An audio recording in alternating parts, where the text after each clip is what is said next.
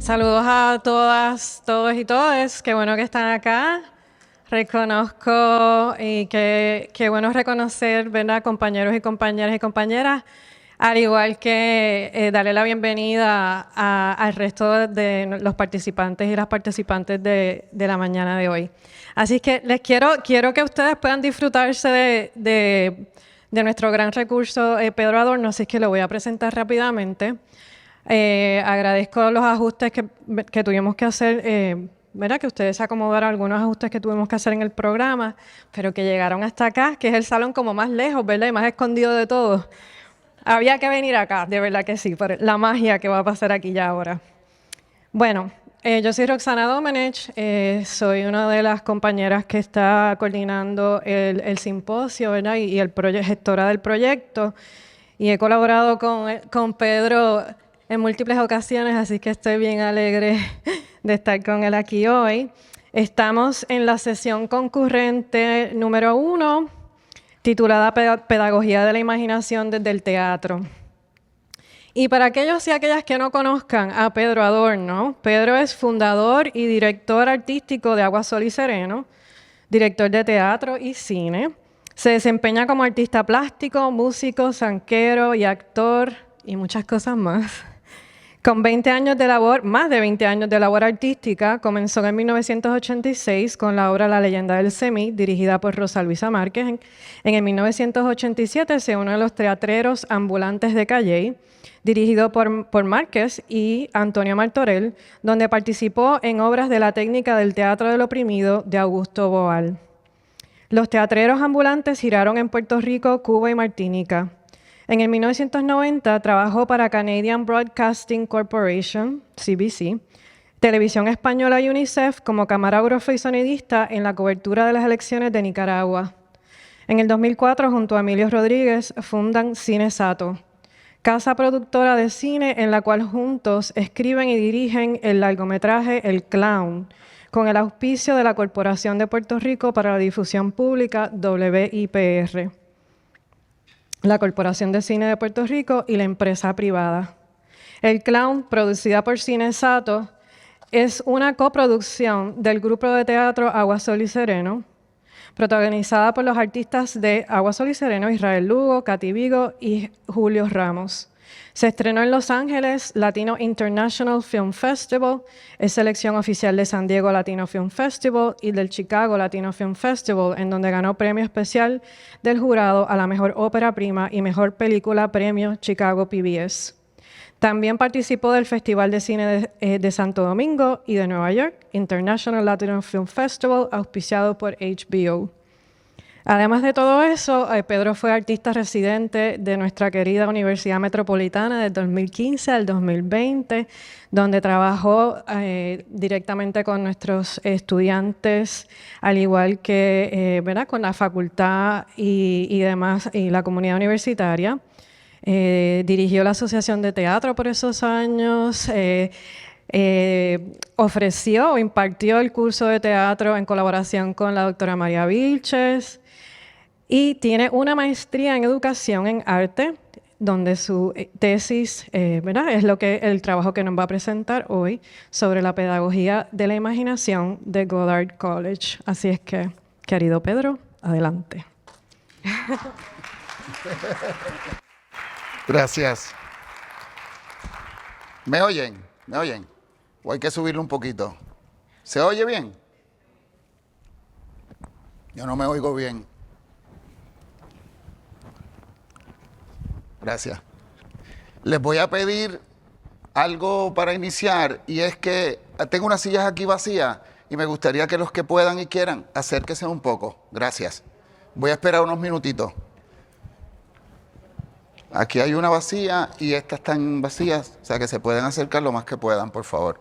Gracias. Los que ya están bien ubicados ahí, chévere. Los que se puedan adelantar, pues nos vamos rodando. Gracias. La mayoría de nosotros somos educadoras y educadores, así que ustedes saben lo que significa la parte de atrás del salón de clase. Porque si no voy a estar acá para estar con ustedes.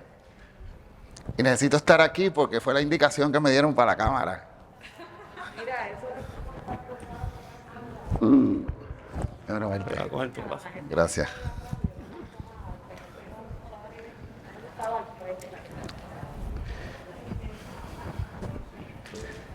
El trabajo que voy a hacer con ustedes hoy tiene dos aspectos. El primero es que voy a hacer un recorrido bastante rápido por lo que inspiró ese proceso de investigación que se dio en un contexto muy lindo, porque ese trabajo de grado yo lo hago trabajando junto a María Vilches, a Sonia Cabanilla, Carlos García, Roxana Dómenes, que son las personas que me acogieron, ¿verdad? Entre muchas otras y otros, a esos 5 años que fui artista residente. Y en ese momento me dio la oportunidad de poder ver el agua revuelta de 30 años de trabajo artístico y creativo y dejar que esa agua se asentara para ver en el río un poquito más claro cuáles eran los fundamentos de en donde yo estaba parado. Y obviamente estas compañeras y compañeros pues me provocaron creativamente, ¿verdad? Desde la física cuántica hasta la psicología, desde la educación hasta la ecopedagogía, la Carta de la Tierra, que María Vilches hizo tanto trabajo con nosotros. Así que lo que voy a compartir con ustedes, muchas de ustedes ya me conocen, pero quiero un poco para que vean por dónde fue la ruta. Pero tengo que iniciar diciendo que esto es fruto de una comunidad de saberes, que es la más importante en mi vida, que es Agua, Sol y Sereno, que uno nace y se cría en un cuerpo y que pienso desde el cuerpo. Nazco y me crío en una familia, ¿verdad? Los Adorno Irizarry, de los cuales tengo un primo hoy aquí, el que me vino a abrazar ahora mismo, educador. Y uno nace en un barrio específico, en un país, en un archipiélago. Y ese mapa, esa constelación, quiero honrarla como un aspecto importante para que la pedagogía sea pertinente. Cuando la educación o la creación de conocimiento está fuera del cuerpo, está fuera de las experiencias, está fuera de la familia o del barrio, está fuera de unas condiciones específicas, no es pertinente. No lo digo yo, ustedes saben, ustedes son educadoras y educadores, no es pertinente. Pero ¿qué es lo que ocurre con lo que no es pertinente? Lo contrario de lo pertinente, ¿qué es? ¿Ser qué? ¿Un qué? Un impertinente. Y ahí está la clave donde un educador o una educadora nos podríamos convertir en un impertinente. Fíjate, ni siquiera es que no nos están haciendo caso. No sería que no hay una relación directa con nuestros educandos, sino que nos podríamos convertir en un ser humano impertinente en el momento dado que esa educación no parte de la pedagogía de la pregunta, de poder identificar a quién estamos trabajando, ¿verdad? Así que quiero honrar la comunidad de saberes, ¿verdad? Que inicia con mi esposa, mis hijas, mis amigos, mis compadres, mis hermanos de vida, hermanas de vida, que se convirtió en este lugar que me dio la posibilidad de crear una comunidad de creación de conocimiento artística, y que mi primer amor en el arte siempre fue la educación, ¿verdad? Porque gracias a poder conectarme con esas investigaciones que se hacen tanto en Argentina, en Colombia, también en Project Zero con Howard Gardner y muchas otras pensadoras, ¿verdad? Ya sabemos que no se puede desconectar la creación artística de esa experiencia de reconocer, aprender, validar conocimiento y creación de conocimiento. Así que hay un elemento importante aquí que no fue tan bien acogido en el mundo de las artes. Hay algunos, ¿verdad?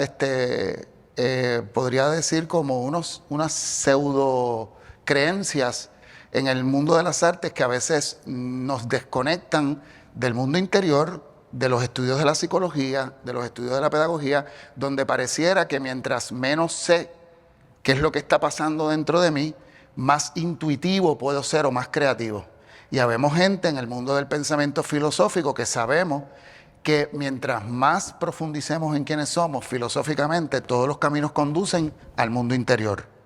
Así que la filosofía, nuevamente, si no es pertinente a un ser humano, a una experiencia, a un lugar, pues entonces está desconectada de poder ser aplicable, que es una palabra que le gusta mucho al mundo del magisterio, la aplicabilidad, ¿verdad?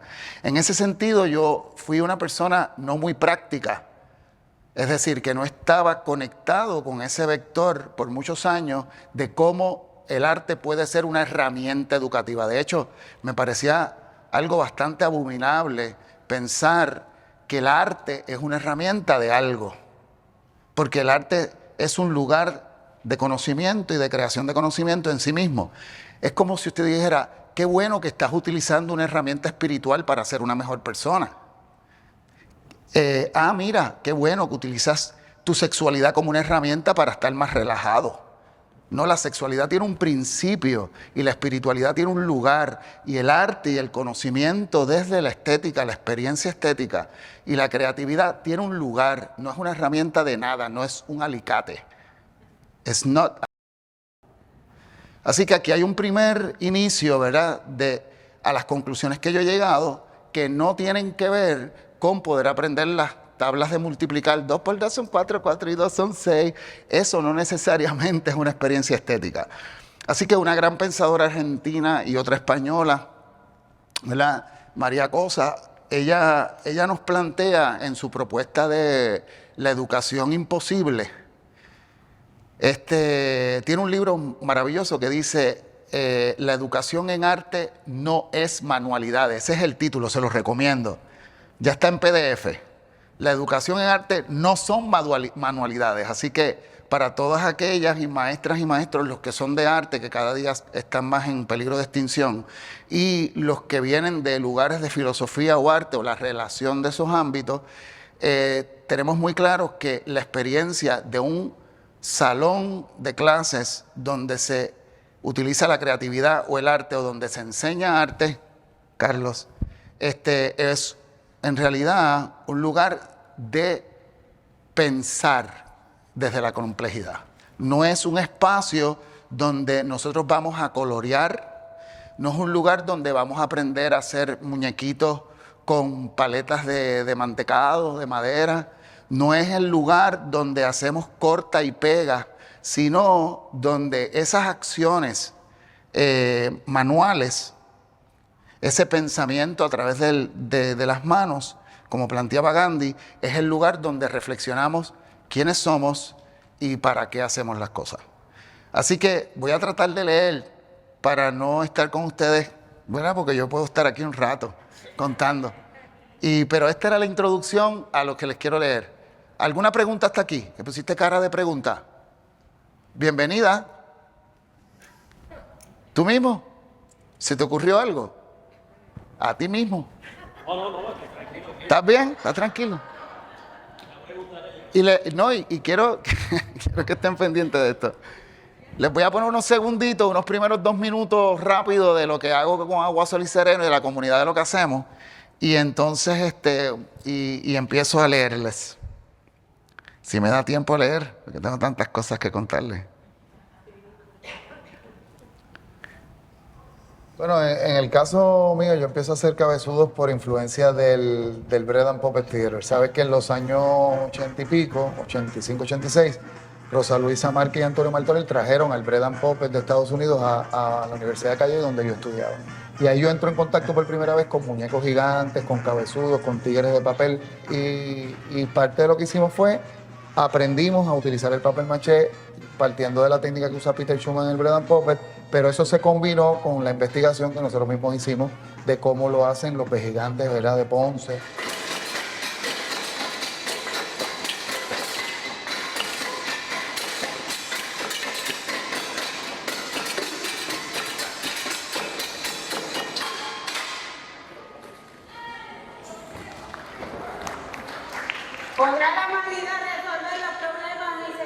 vale o al mismo tiempo sobrevivir al siglo XXI?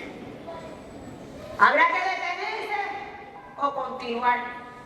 Yo me detengo. Yo miro por el lado y me meto en el revolú del otro y que me digan entrometida. Sí, entrometida.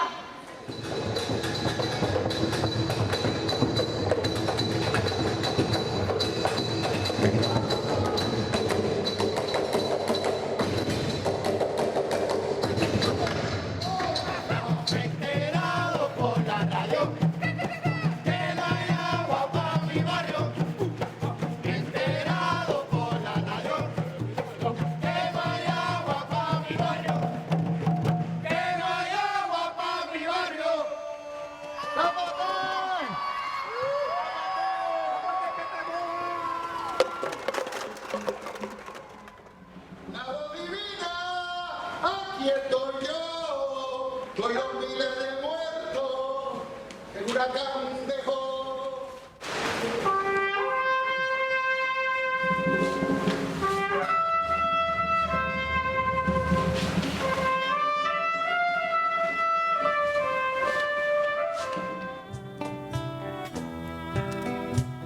Benditos los ojos que viven en la nobleza, descubriendo en todo la santa belleza. Benditas las manos que acompañan al profeta, bendita la gracia, bendita la tierra.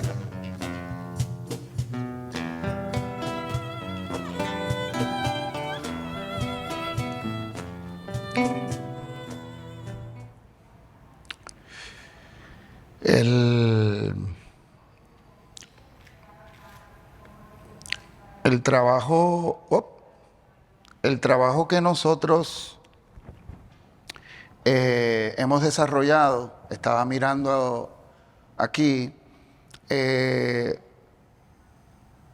tiene esa posibilidad de convertirse en un espacio de encuentro de las diversas disciplinas. Pero en mi caso quería compartir con ustedes que yo no estudié en una escuela de arte. Estudié originalmente psicología y luego me dediqué al teatro. Así que es el teatro el que me lleva a descubrir la posibilidad de componer o hacer música, relacionarme con las artes plásticas, el color, la pintura y las máscaras, pero sobre todo la posibilidad de crear conocimiento conjunto. Y este es uno de los elementos que más me interesa hoy trabajar con ustedes, porque ustedes saben, tanto en un salón de clase en una escuela como en la universidad y en muchos lugares, no todos hemos tenido la dicha de crear comunidad como hicimos nosotros entre nosotras y nosotros, de poder trabajar en conjunto. Y pareciera que el trabajo de la pedagogía o las metodologías educativas es un trabajo muy solitario. Donde a veces no tenemos ni siquiera la oportunidad de compartir con el compañero o la compañera, a veces de facultad o a veces de otras facultades. Así que esa importancia que tiene, ese elemento de evidenciar cada día más la colaboración transdisciplinaria con las ciencias, con la psicología, con las humanidades, con otros aspectos de la vida.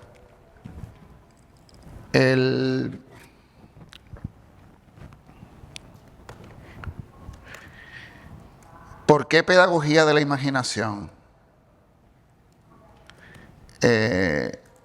Sabiendo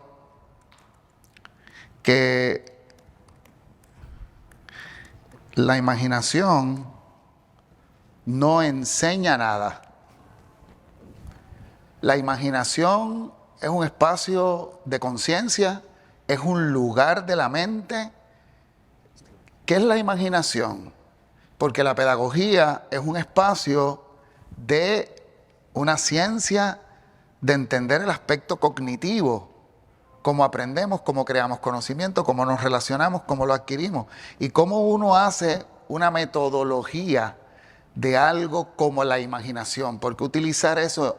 Pedagogía de la imaginación. Así que en el caso nuestro, ese aspecto de la creatividad, las relaciones comunitarias, tiene un profundo amor por los resultados que hemos ido adquiriendo junto a esas comunidades de saberes, de donde no nace un solo acercamiento, sino es polifónico. Es decir, que tiene diferentes acercamientos. No andamos buscando una sola metodología. Como vengo del teatro, Santiago García decía, ¿cómo hacer método de algo que es poesía? ¿Verdad? ¿Cómo tú haces una metodología para enseñar poesía? Cuando la poesía es algo que tienes que encontrar tu propio camino y a la vez, pero hay metodologías de cómo entender el estudio histórico. Así que lo histórico es lo que se convierte para nosotros en metodológico. Entender de dónde venimos, cuáles son los vectores del teatro y de la pedagogía que hacemos. Es una profunda reflexión de las experiencias que hemos vivido y forjadas en el quehacer de 30 años de Agua, Sol y Sereno, que están fundamentadas en los principios de educación popular de Pablo Freire, que ustedes bien conocen, y en el pensamiento crítico y la filosofía liberadora que se dio en toda América Latina. Así que en mi caso trabajé directamente con Augusto Boal, el maestro brasileño que trabajó algo que él le llamó, ¿verdad?, el teatro del oprimido, que yo le llamo el teatro liberador, ¿verdad? El maestro de teatro Peter Schumann, con quien aprendí a hacer las máscaras, y cómo esto de la liberación, ¿verdad?, trajo un principio donde tenemos un acercamiento de responsabilidad social y una visión ecológica que reivindica la imaginación como el motor principal para vincular la cocreación y la construcción de un mundo posible. Entonces, ya cambié los planes de lo que quería hacer con ustedes, ya tengo que hacer un primer ejercicio. Sí, porque hablar de la imaginación sin que ustedes imaginen conmigo, pues no funciona. Pareciera como algo, como una palabra, imagen, imaginación, imágenes. Les pido por un segundo que miren frente a ustedes, por un segundo, una mariposa volando rápidamente. Escribe en ese papelito que tienes ahí el color, qué es lo que viste. No me digas la que tú quisieras, la que viste. Dije mariposa, ¿qué mariposa viste? Si no viste nada, pues pones como decía Charlie Chaplin, no vi nada. Se sentaba Charlie Chaplin todos los días a las 9 de la mañana por 1 hora frente al papel. Hoy no se me ocurrió nada, 1 hora de disciplina. Todos los días 1 hora, aunque no se te ocurra nada. Mariposas, mira unas mariposas, ¿qué color tienen? Mariposa, ¿qué color tiene?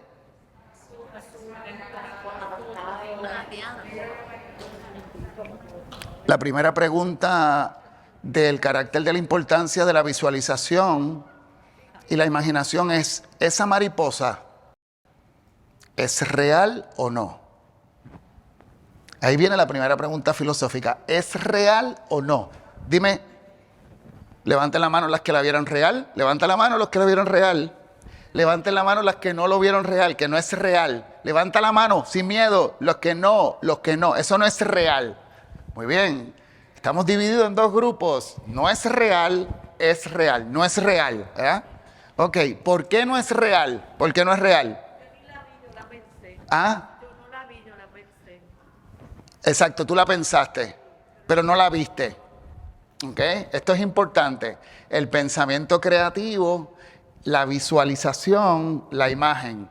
Cuando traducimos algo que lo pensé, pero no lo he visto, ¿verdad? Lo planifiqué en el orden de mis objetivos de enseñanza, pero nunca lo he experienciado, no tengo memoria o imaginación. Esa división entre memoria e imaginación es importantísima.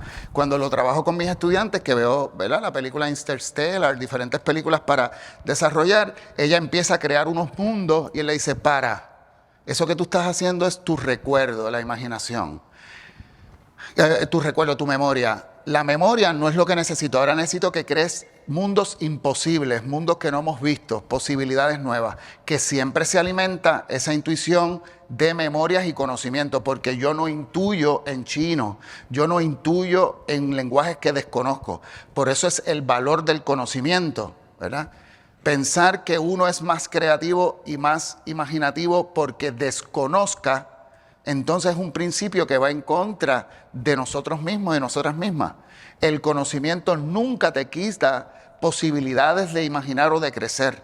La ignorancia sí, la ignorancia sí. Y esto incluye conocimiento de ti misma, conocimiento de ti mismo, tus misterios, tus áreas oscuras, tus desconocimientos, tus sombras, pero también las sociales, las políticas. Así que en ese sentido es bien importante eso. Quiere decir que te define algo de los que ven que eso que imagino es posible. Es decir, el que imaginó un elemento posible, ¿verdad?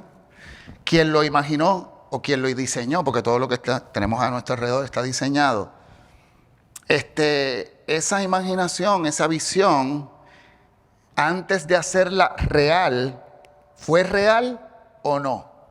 El pensamiento que no tuvo una visión en términos de imagen, ¿es real o no? Entonces, esto es un principio que a mí me interesó mucho. Y yo lo relacioné directamente con los sueños y las pesadillas.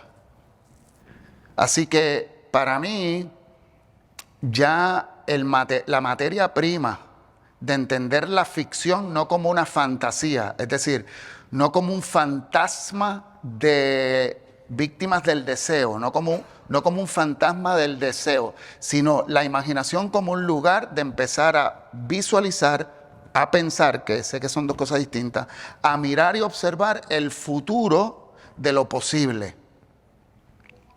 Entonces, jugar al teatro, a dibujarlo, no es tan solo el elemento de que qué linda se ve la mariposa, ¿verdad? O no tan solo, wow, esa flor de plástico está tan linda que parece más linda que la verdadera, ¿verdad? Que tenemos estas relaciones con los objetos creados. Estamos viviendo en la era que nuestros estudiantes y nosotros más contactos tenemos con lo visual. Es decir, empieza a haber un conflicto entre la capacidad de imaginar y la cantidad de bombardeo.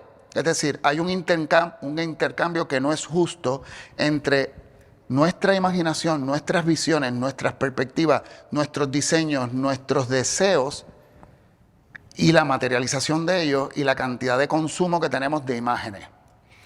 Empieza a haber unas personas sobrealimentadas, por no decir que estamos pero súper alimentados de tanta imagen.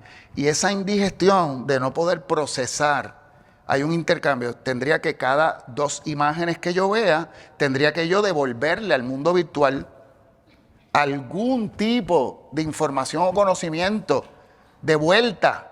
Porque veo 1 hora de Netflix, es decir, me estoy comiendo casi $50 millones en técnicos, escritoras, escritores, diseño, venta.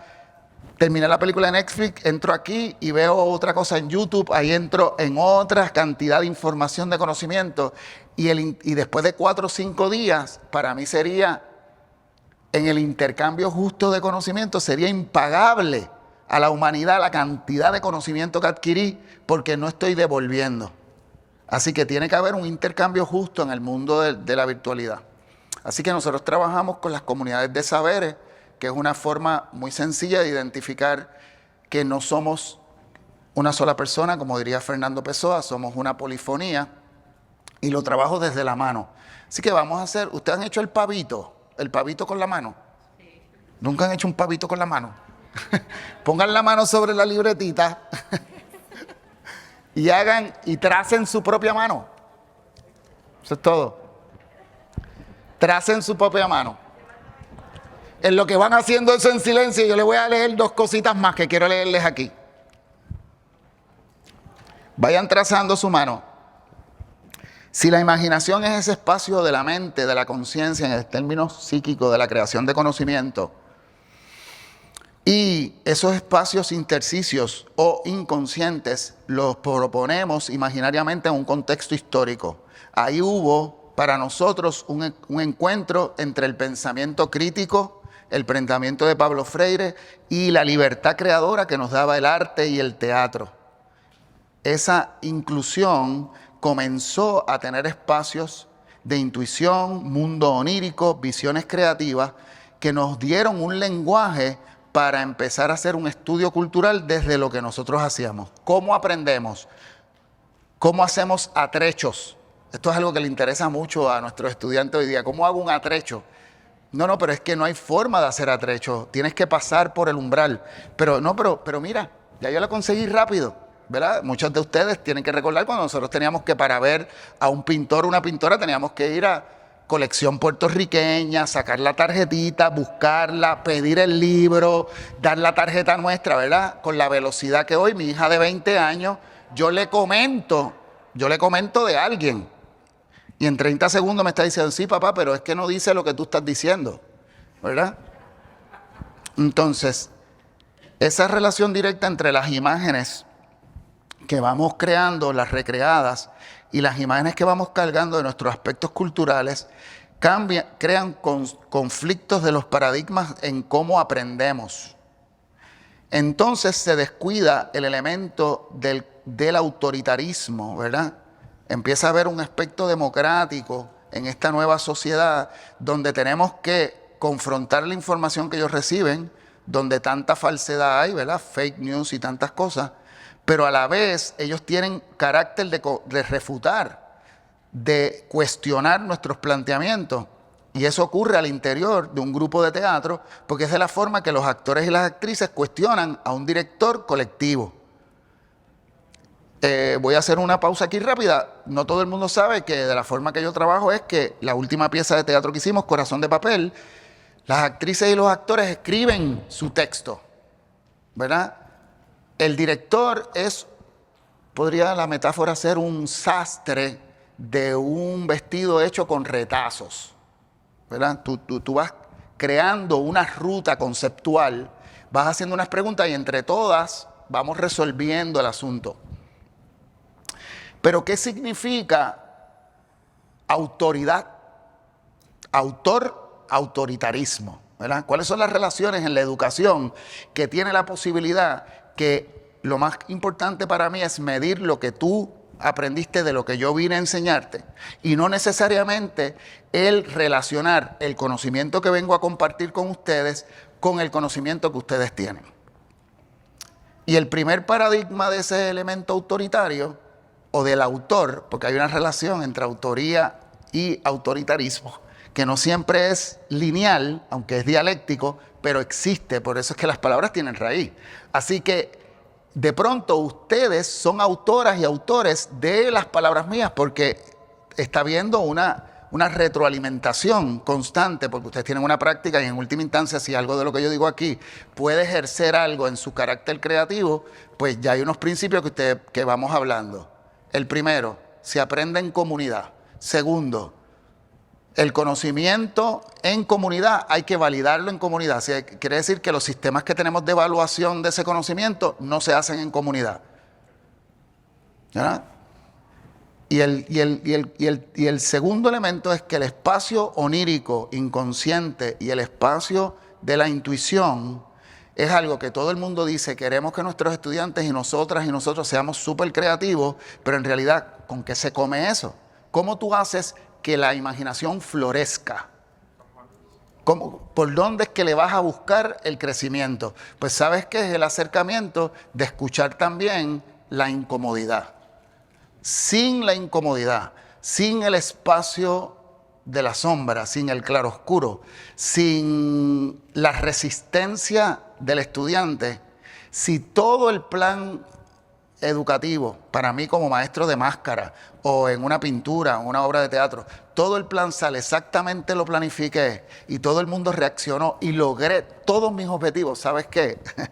No está ocurriendo un espacio creativo, porque el espacio creativo no solo tiene una ruta de ida y vuelta, tienen que haber como mínimo 5 posibilidades, que son las que tú tienes ahí, 5.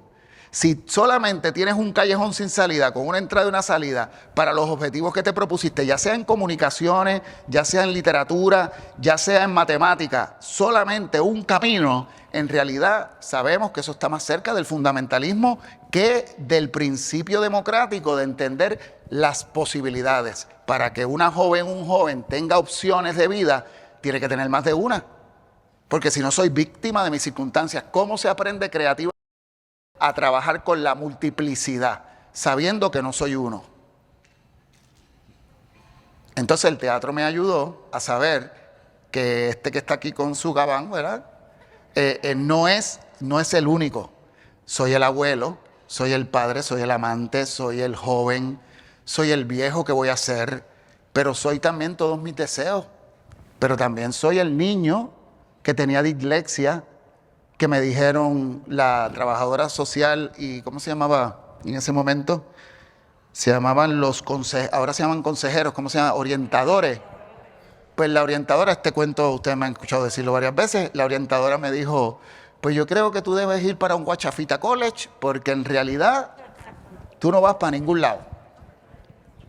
Yo voy a estudiar psicología y teatro, ya usted verá. No solicites a la Yupi, me decía. Así que un poco ya hay unas coordenadas en qué momento nosotros participamos de esa complicidad, somos cómplices de esos autoritarismos, ¿verdad? Y en qué momento, eso lo saben ustedes, y en qué momento no estamos escuchando nuestras comunidades de saberes. ¿Ok? Entonces, en ese sentido, quiero que vayan un momento a lo que están haciendo en la mano para que identifiquen ahí. Identifica rápidamente tus 5 comunidades de saberes. Casi siempre son familias, lugares donde te preparaste. A lo mejor son comunidades de facultad o de conocimiento filosófico. A lo mejor es una comunidad por intereses. A lo mejor una comunidad que te exiliaste.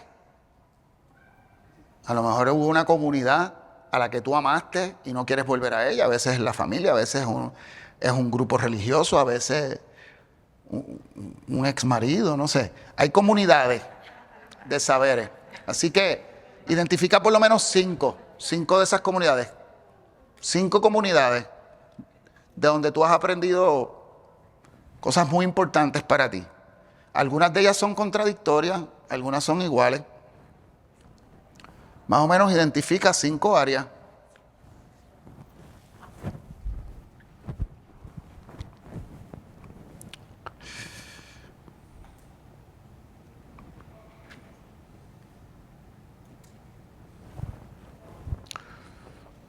Dímelo.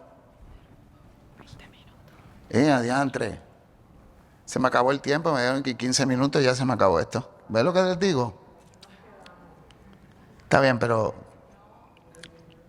hemos ido bien.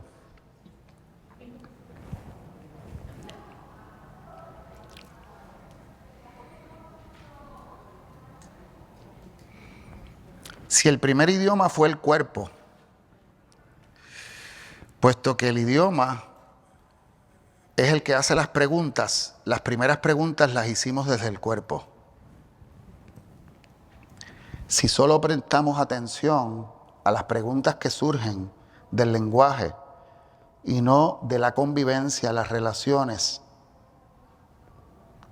entre cada una de nosotras y nosotros, estamos destacando solamente el lenguaje humano para el conocimiento.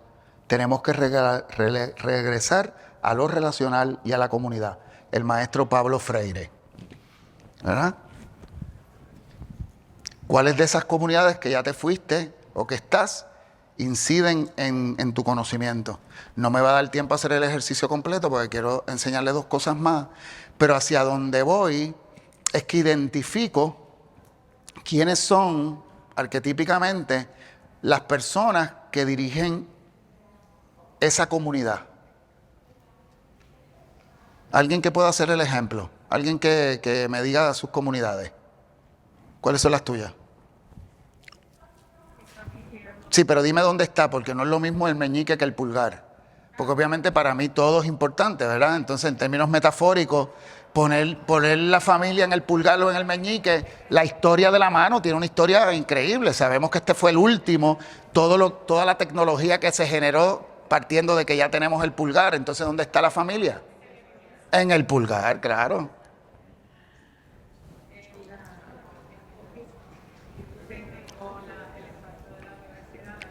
La academia, universidad. Espacio de psicología de tu departamento. Ajá.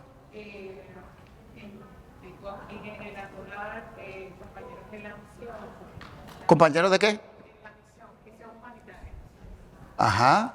Y los espacios vividos. Todas las personas con las que yo he estado en los distintos lugares que he vivido a lo largo de mi vida. Entonces, cuando identificas en cada una de ellas uno o dos personas del liderato, ¿quién podrías decir en tu pulgar quién está?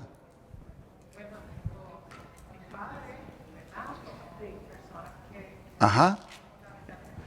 En cada una de ellas identifica una persona arquetípica o una persona que es el del liderato, ¿verdad? Identifica cuál es el principio de esa enseñanza, ¿verdad? Hay veces que una tía que le enseñó a uno a cómo, tengo específicamente una tía mía que me enseñó bien cómo lavar una olla después que está con mucho pegado, ¿verdad? Y cómo pero cómo hacerlo bien. ¿Cómo hacerlo bien? No, pero todavía eso le queda negro. Y dale ahí, dale. Entonces, ella me enseñó algo que tiene que ver con un principio de insistencia que me ha ayudado mucho ¿verdad? Sobrevivir del teatro, que quizás no es una destreza específicamente académica, pero hay un principio, ¿verdad? Cada uno de ellos. Y lo que hago es que hago una mesa redonda donde pongo a dialogar a esos 5 elementos, a esas 5 personas. Y les pongo un tema: la muerte, la pérdida, el amor incondicional. Y los pongo a conversar entre ellos. Escribimos con mis estudiantes la posibilidad de empezar de ahí a identificar los posibles personajes de la próxima pieza, ¿verdad? Pero ¿para qué no funciona esto cuando estoy trabajando, como me pasó cuando estuve los 5 años de artista residente, cuando estaba trabajando con jóvenes de enfermería? Pues entonces regresamos a ver cuáles eran los principios de por qué tuviste ese llamado a esa profesión o vocación. Y empiezas a crear unas narrativas de cuál fue esa primera abuela que le amputaron un dedito porque eran, ¿verdad? Porque tenía diabetes, y entonces que te convirtió en un cuidador o una cuidadora, y eso te llevó a ser enfermera. Entonces, de pronto, el espacio de la narrativa de las ciencias humanas, ¿verdad? De las humanidades, empezó a tener importancia para la comunidad científica del otro lado del campus. Empieza a haber un diálogo donde ese desarrollo integral, y empiezan a verse como una comunidad, porque no tienen que llegar a un hospital o ver una serie como las que vemos nosotros de hospitales para darnos cuenta que la relación entre los enfermeros, las enfermeras, los médicos, la administración, es lo que genera la posibilidad de la salud en ese espacio de emergencia. Así que eso no tenemos que vivirlo solamente vicariamente a través de la narrativa de Netflix, sino que ellos empiezan a crear sus propias narrativas de dónde están ubicados. Pero primero que nada hay un elemento identitario de saber que estamos en Puerto Rico, que somos caribeñas y caribeños, que estamos aquí, y de dónde vienes tú, cuáles son las comunidades de tus conocimientos, cómo aprendes, cómo desaprendes, y qué principios te mantienen a ti constante. Así que fue el teatro el que me llevó a entender que la ficción no es el lugar donde contamos embustes. La ficción es la creación de narrativas para entender las verdades profundas. Es decir, ahí es donde podemos trabajar. Y un estudiante, porque me encanta la resistencia, ¿verdad? Ese elemento dialéctico, un estudiante mío de antropología, la maestría de gestión cultural, me decía, si yo hubiese querido estudiar literatura comparada, no estaría en un curso de gestión comunitaria. ¿Para qué yo tengo que hacer una ficción? Porque usted me está poniendo a ficcionalizar cosas que yo quiero investigar de verdad.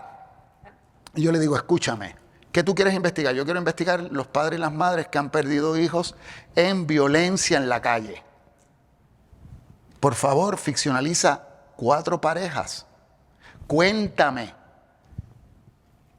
Eso no me va a servir para nada. Eso es literatura. Yo lo que quiero es identificar esas 4 familias y hacerle unas entrevistas. Quiero los datos concretos, quiero sus opiniones, quiero ver cómo es que ellos reaccionan para llegar a unas conclusiones verdaderas de la intervención. Y yo le digo, perfecto, lo vas a hacer en la clase de nosotros, pero primero necesito que me hagas el cuento.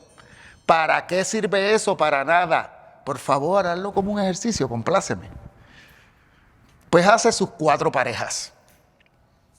Y cuando finalmente investiga, las 4 familias que investiga, me dice, es sorprendente las coincidencias de las cosas que ya yo sabía. Primer elemento, que trae la ficción y la imaginación. Que sepas lo que sabes y que sepas lo que no sabes. Primer elemento. Segundo elemento, me di cuenta que yo en la ficción estaba trabajando mis propios prejuicios.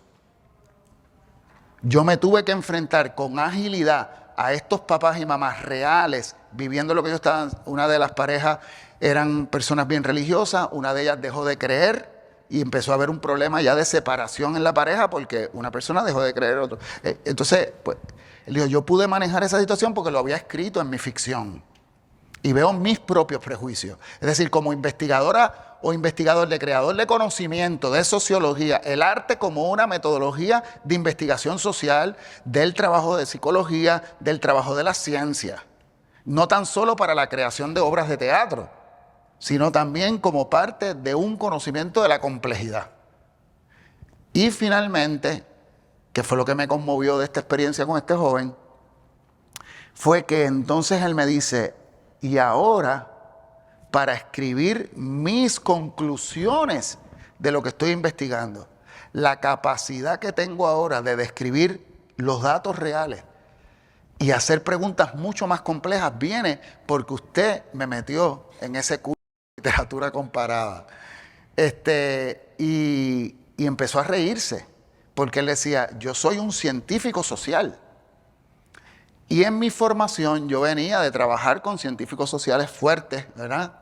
En el caso mío, pues de sociología, economía y ciencias sociales, y comprendía cómo había un menosprecio de que el conocimiento real tiene unos datos y los demás, así cualquiera, inventando embuste, haciendo películas, tú puedes decir lo que quieras. Lo que ocurre es que las películas que verdaderamente nos impactan, el cine, el teatro, la literatura, incluso la obra abstracta que verdaderamente nos impacta, son las que tienen conocimiento profundo, porque hay un eco entre lo que tú estás planteando del conocimiento allá afuera, pero te tiene que llevar hacia el conocimiento del mundo interior. Cuando el arte no hace eso, tú sientes en la obra de arte que algo falta.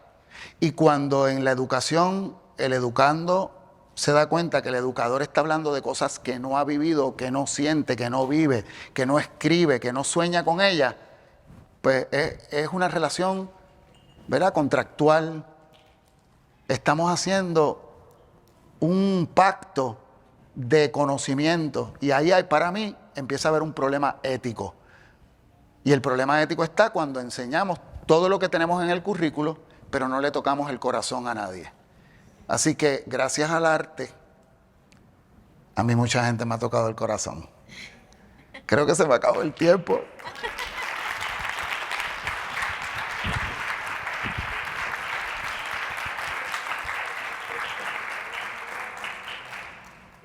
Quiero ponerle una cosita más antes de irnos. Creo que es este.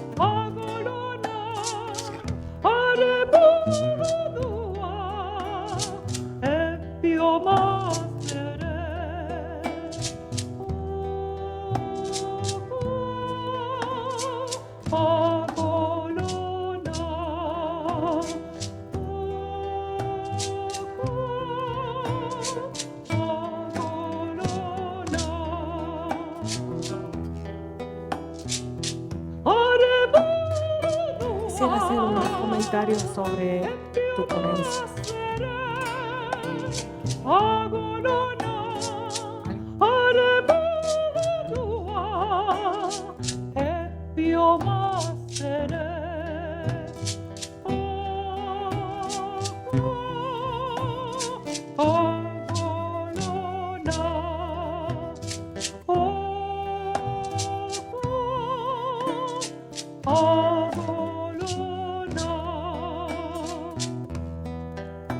Tus manos que son de tierra, tus manos que son de agua, tus manos que son semillas que al universo sanan. Tus manos que son una larga, convirtiendo el cielo en la noche. Tus manos mañana larga, paseando el sol en su coche.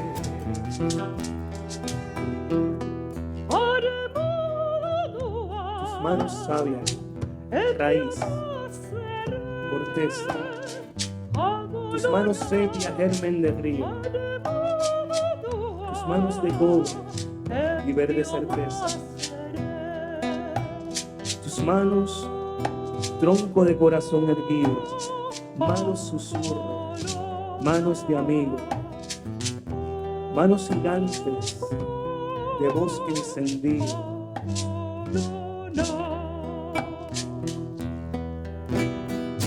Manos que son una larga, rompiendo el cielo en la noche. Tus manos mañana larga, paseando el sol en su coche. Manos que son una larga, rompiendo el cielo en la noche. Tus manos mañana larga, paseando el sol en su noche.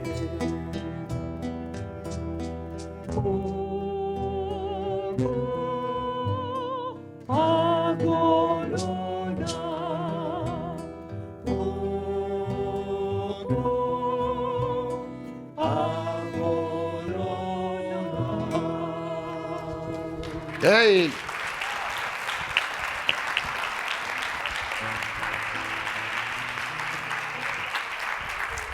No sé cuánto tiempo más nos quede, porque empezamos como 10 minutitos tarde. Sé que ustedes tienen que empezar concurrentemente otros lugares. Sí, iba a sugerir que para que podamos empezamos 10 minutos tarde. Tenemos 5 minutos, si el grupo le parece, el almuerzo. Ay, ahí están mis hijos, están Luna y Jenna acá. Me distraje, disculpen. El almuerzo comienza ahora a las 12, pero vamos a estar en el main ballroom almorzando hasta la 1:30. O sea que si al grupo le parece, pues podemos tener unos 5 minutos para poder hacer alguna pregunta. Y también les adelanto que Pedro va a estar en un panel por la tarde, en este mismo salón, junto al doctor Carlos García y a 2 de nuestras exalumnas, una del programa de psicología y otra compañera del programa de trabajo social. Pero adelante, si queremos 5 minutos para interactuar con Pedro, ¿alguien tiene alguna pregunta? Invitarlos a esa conferencia porque ahí hay una experiencia de práctica de lo que vivimos ¿verdad? Esa multidisciplinariedad, pero quería escuchar si algo de lo que dije, sé que Sonia tiene un comentario, si algo de lo que dije resuena en las prácticas de ustedes o resuena en los asuntos, ¿verdad?, que estamos por resolver. Porque una de las cosas que más me interesa es cómo ese pensamiento creativo y cómo ese espacio a la incorporación de las artes en otras disciplinas y otras disciplinas responder desde el arte, no con la especialidad nada más que hacemos nosotros teatro, ¿verdad?, los que hacemos performing art, sino para otras disciplinas y mirándolo desde la creación de conocimiento. Si algunos de ustedes, algo de lo que yo dije, despertó algún lugar. Hagamos comentarios breves, rápidos para escucharnos, porque me interesan los comentarios de ustedes. Adelante. Yo trabajo con niños pequeños de primer grado y dentro de lo que he estado viendo en mi comunidad particularmente es que no hay mucha conciencia social. Ellos no se ven parte de la sociedad o de su comunidad, por tanto no se sienten responsables por tan sencillo como no tirar un papel al piso. Y estaba escuchando y algo que me llama mucha la atención de la visualización es, y de también el teatro, cómo eso se puede unir, es cómo eso puede aportar en crearles a ellos una conciencia social y crearles empatía. Y es que ellos se puedan visualizar, si yo hago esto, yo puedo afectar a otra persona. Y es algo que me llama mucha atención, quisiera explorarlo más profundamente. Así que muchas gracias por haber compartido esas palabras con nosotros. Sí, gracias a ti. Y pienso en los juegos ¿verdad?, los juegos teatrales como una forma de convivencia, de manejar otros elementos no competitivos, no violentos, ¿verdad? Que es bien importante, especialmente hoy día que estamos conscientes sobre las relaciones de género, ¿verdad? Todo eso, toda esa socialización se puede dar a través del juego. Qué lindo. ¿Alguien más? Sí, adelante. Sí, quería compartir que en mi caso nosotros somos profesores de trabajo social de estudiantes en la universidad y uno de los aspectos importantes ha sido la situación de la pandemia que ha desconectado muchos de nuestros estudiantes con la parte relacional y algo que comentó, ¿verdad?, específicamente de volver a lo relacional a la comunidad y la parte de la creatividad, utilizarla nuevamente en nuestras aulas y en el ambiente de la comunidad para volver a reconectar a nuestros estudiantes con eso por la situación que ha generado la pandemia. Cuando yo estoy hablando que pensamos desde el cuerpo, estoy hablando del convivio, del encuentro. Es decir, tú no te puedes casar si no está presente la otra o el otro. Tú no puedes enterrar un cuerpo que no está, tiene que estar el cuerpo presente. Tú no puedes bautizar a alguien si el otro no está.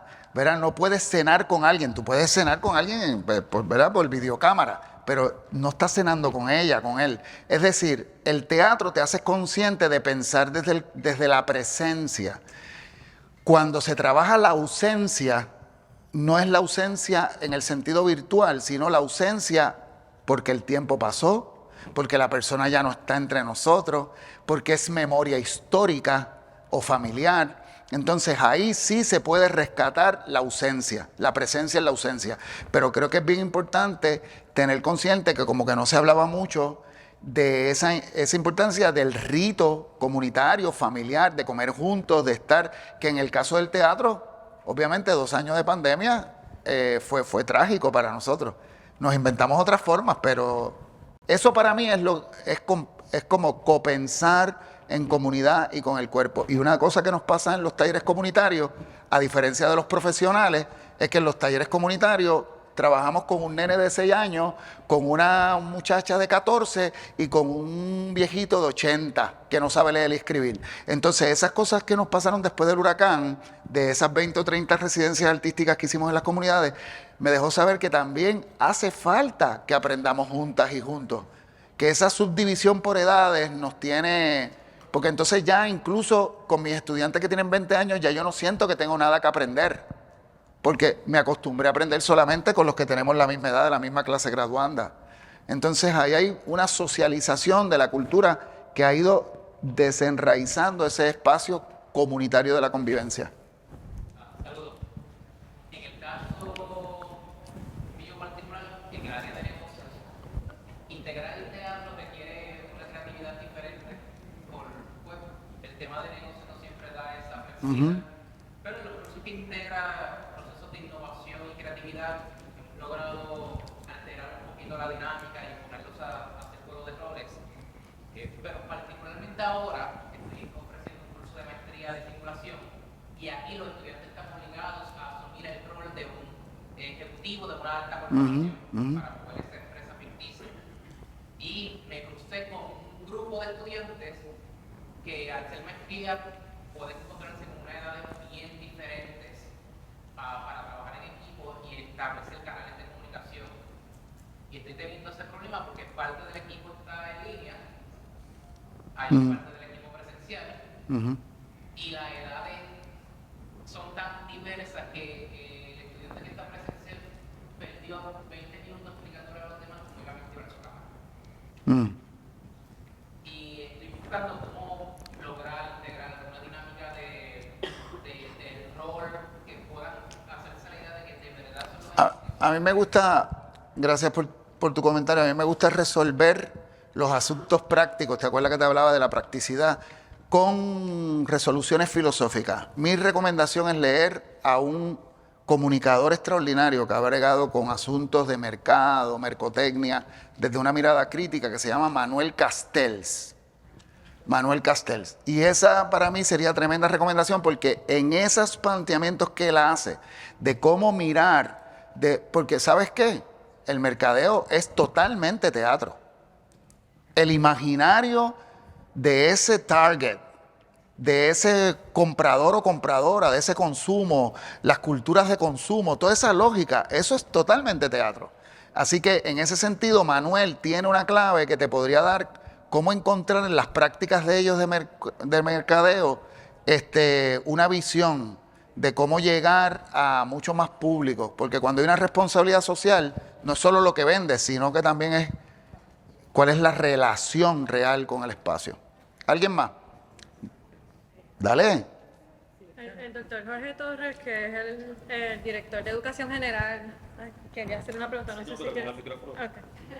Sí, no, me gustaría nada más que un punto que abordaste en la presentación. Digamos, cuando dices que el teatro produce conocimiento, que le quitas o pretendes quitarle el aspecto lúdico que tradicionalmente se le da al teatro. Qué bueno sería que en términos de currículo, que en términos de procesos de aprendizaje de la experiencia artística en las escuelas, ese concepto de las artes como productoras de conocimiento se convirtiera en una realidad, porque lo cierto es que se entiende generalmente como un proceso de juego, de esparcimiento, de una cierta sensibilidad que no va más allá.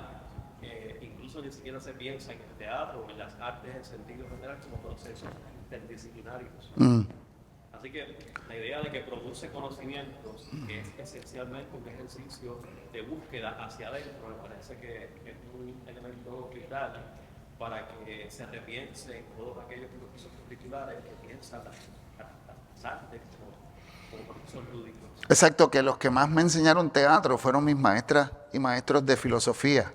O sea, lo que te quiero decir es que si la clase de teatro es solamente jugar, moverse, que me encantan los juegos, me encantan los zancos y los carnavales, pero si eso es el objetivo, el divertimento y no necesariamente el pensamiento complejo que el dolor se transforma, que hay procesos de sanación que hay confrontación en las ideas racistas, homofóbicas, xenofóbicas que tenemos, todo ese elemento de socialidad y de responsabilidad social y política, eso genera un nuevo conocimiento. No, y en el concepto mismo de la estructura del teatro como una estructura lógica, una estructura bien fundamentada, en una visión muy tradicional, ¿verdad? La idea es lo contrario, a partir de las sombras, es decir, esa estructura teatral, que esa experiencia teatral, que ese, digamos que proceso de entrar a las artes teatrales parta de la sombra, la contracción, del caos, de la crisis, que es donde verdaderamente empieza a crecer la vida. Sí. Ya te has metido en un tema que me encanta. Esto lo podemos seguir conversando. Esto me interesa muchísimo. Porque lo que ocurre es que cuando cuando el pensamiento crítico se va de nuestro salón de clase, estés enseñando matemáticas, estés enseñando ciencia, le empiezas a eliminar el problema de los conflictos, las contradicciones, y el aspecto dialéctico lo pierdes. Entonces no estás escuchando las necesidades del educando, o sea, de la persona que está aprendiendo. Lo que estás haciendo es distanciándote de ese ser humano que tiene unas preguntas. ¿Cuál es la incomodidad? ¿Por qué me dicen que esa cámara tiene que ir así? ¿Por qué aquello tiene que ir? ¿Cómo es que yo documento algo en la radio? ¿Cómo es que...? O sea, cada uno de los elementos está planteado, ¿verdad?, de diferentes lugares. Y mucho más cuando tenemos jóvenes que pueden hacer películas, videos. O sea, hay una comunicación que se está dando y se está sustituyendo el cómo se hace, del para qué y el por qué. Diga usted, ¿te quería decir algo? Puede que haya gente aquí. Puede que haya gente aquí que no me conozca. Yo me jubilé el año pasado. Yo soy la profesora Sonia Cabanillas y estuve 32 años en la institución. Yo recuerdo cuando hace un tiempo atrás se nos dijo a todos los profesores que había que cambiar la perspectiva que teníamos con los estudiantes, porque los estudiantes ahora eran nuestros clientes y nosotros pertenecíamos a una corporación. Y teníamos que ponernos unas tarjetitas guindando para dar evidencia de que estábamos incorporados. Yo creo que la presentación que ha hecho Pedro Adorno hoy está en conflicto filosófico con muchos principios que nos han enseñado a nosotros como miembros del profesorado de la universidad. Uno de esos principios es que nosotros estamos preparando personas para que consigan trabajo. Mientras que lo que está presentando Pedro es que estamos preparando personas para que sean libres. Entonces uno tiene que preguntarse cuál es la función que uno tiene.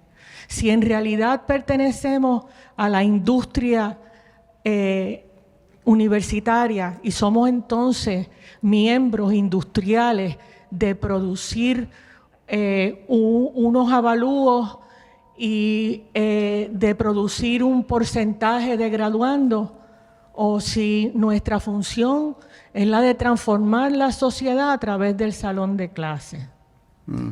Gracias. El elemento importantísimo de ese aspecto ético es la posibilidad de que nunca se descuide ese elemento de corazón a corazón, ¿verdad?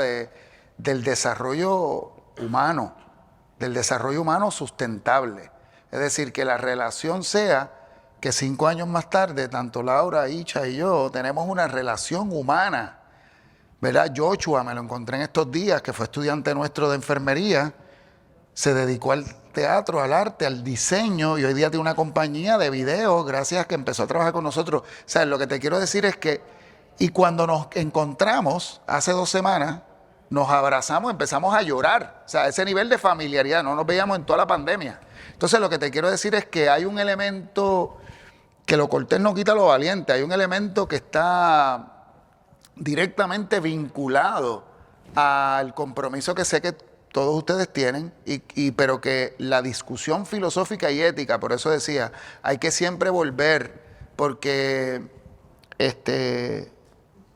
tratar de mover todo lo que está ocurriendo ahora en la vida de nuestros jóvenes y jóvenes, toda esa vida, la cantidad de información, de entretenimiento con lo que nosotros tenemos que manejar, ¿verdad? Y también ponernos al día, porque yo tuve que ver el concierto de 2 horas o 3 horas, lo tuve que ver completo también. Ustedes saben del concierto que yo estoy hablando, todo el mundo lo tuvimos que ver. Así que yo también me tuve que poner al día con mi hija de 20 años, pero hay unos problemas éticos donde nosotros entramos en la complicidad de ser parte de esos autoritarismos que no son el futuro para nadie, ni para la empresa privada, ni para el país, ni para la educación, ni para el desarrollo integral del mundo, porque el mundo también está en un momento bien complicado. Así que cada día tenemos que mover la energía amorosa. Ha sido bien bonito estar con ustedes. Me hubiese gustado ser un poquito más disciplinado, de terminar de leer los 3 aspectos, ¿verdad?, en términos metodológicos de lo que hago, pero quería más compartir con ustedes los principios que darle la conferencia. Gracias. Gracias, Pedro. Y gracias a todos. Súper. Bien, cabrón. Pues muy bien. Gracias a todas y a todos por venir. Bueno, pues se pueden sentar en la mesa con Pedro y ahora siguen hablando Sí, para a que mí me podamos encanta. almorzar entonces y continuemos. Gracias a todos y todas. Vamos entonces al ballroom. Y si creó preguntas también o dudas, desacuerdos, me gusta hablarlos también los desacuerdos.